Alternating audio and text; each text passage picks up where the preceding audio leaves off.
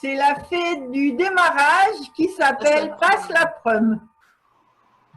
Alors, comment la fée du démarrage peut nous inspirer pour nous reconnecter à notre boussole intérieure dans les périodes d'incertitude? Alors, vous voyez, c'est Marie-Jo Pérec. Elle est ensoleillée, elle a quand même de l'entraînement. On ne bat pas des records comme ça.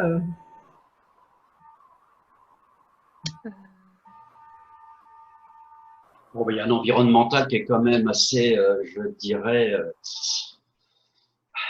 oui, c'est un peu désert autour. Hein. Je sais pas, je vois quelques arbres ici sur le. On a l'impression que c'est une sortie de désert quelque part. Hein. C'est jaune et que le personnage, voilà, les ailes se déploient ici. Hein. La baguette magique est prête ici et que le personnage se met en position de départ de course, hein, repartir. Je trouve qu'il y a une bonne, il y a une bonne, il y a un bon choix de cartes là qui se fait du fait que en termes je dirais ici d'accompagnement, donc qui permet à la personne de repartir, ça c'est clair. Hein, il y a un démarrage, il y a eu une phase où un sas je dirais ici plus ou moins de confinement, une traversée de désert, et puis voilà, ça repart. Hein, donc c'est quand même assez positif. Je trouve ce personnage, cette fée, sympa dans l'idée.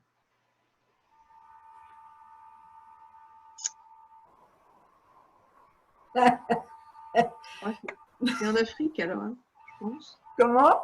Ça doit être en Afrique, non? C'est pas des baobabs? Ouais, c'est des baobabs. Alors, il y a un truc, ce qui vient de me faire rire, c'est que derrière, il y a un lynx et il y a une biche, une gazelle. Or, voilà, je ne sais pas comment le lynx il est arrivé sur cette carte, mais il n'est pas dans le bon pays. Voilà, et bizarrement, le lynx et la gazelle, ils se regardent. Ils n'ont pas l'air de se faire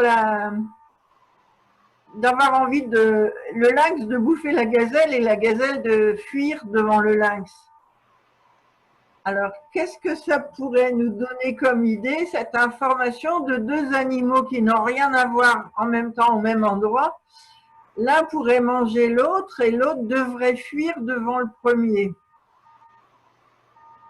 Ils sont certainement surpris de ce qui arrive à l'individu à l'heure actuelle, c'est-à-dire habituellement c'est un monde qui est bouillonnant, on entend du bruit, de la pollution, on est dans un principe de consommation à l'extrême et l'individu, il le voit toujours, eux sont toujours en fuite, hein, c'est eux qui sont en fuite normalement vis-à-vis de l'humain, et là ils sont à côté de l'humain, donc un peu comme ces animaux qu'on voit arriver dans les villes à l'heure actuelle. Et ils se posent la question, mais qu'est-ce qui arrive à l'être humain à l'heure actuelle? Là, il est en train on n'est pas habitué à le voir comme ça. C'est plutôt même la gazelle qui court vers le lynx. Hein, là. Oui. Oui, lui, il est assis. Il est assis, il a l'air d'attendre patiemment. On dirait, ouais.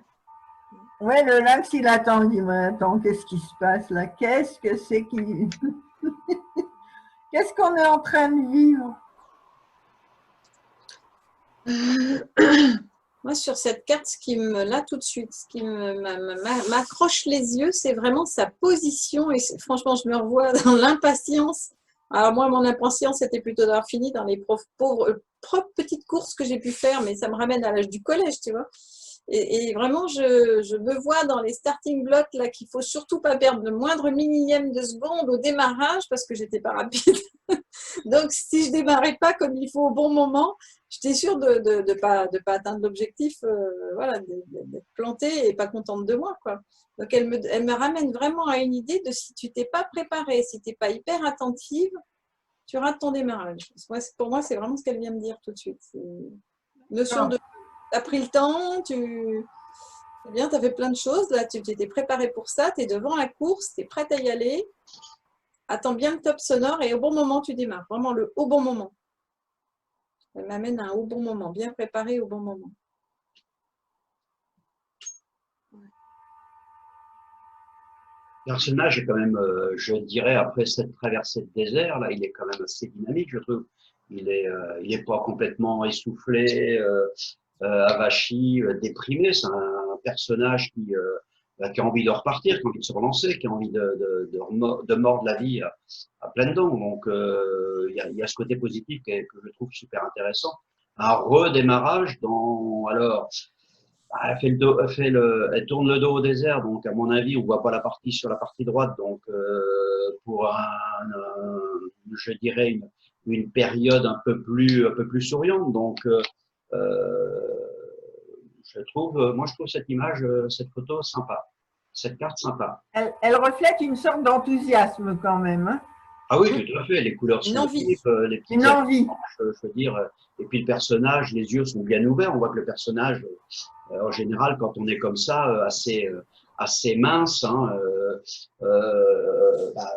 on est briefé pour faire de la course, du footing. Donc, le redémarrage se fait maintenant. C'est ça l'idée. C'est pas un personnage qui ressortira avec 2,5 kg de plus, complètement abachi. Non, là c'est reparti. Ouais, je trouve qu'elle contraste avec l'image d'avant où ça donnait une idée d'être paralysé. Ça bougeait pas parce qu'on peut avoir tellement peur. Et là, on est fin prêt, quoi. Tout est dans la préparation. Parce qu'elle n'est pas encore en train de courir, mais elle est fin prête, quoi.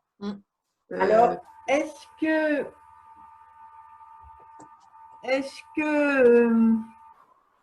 pour résoudre la question, comment me reconnecter à ma boussole intérieure dans les périodes d'incertitude, est-ce que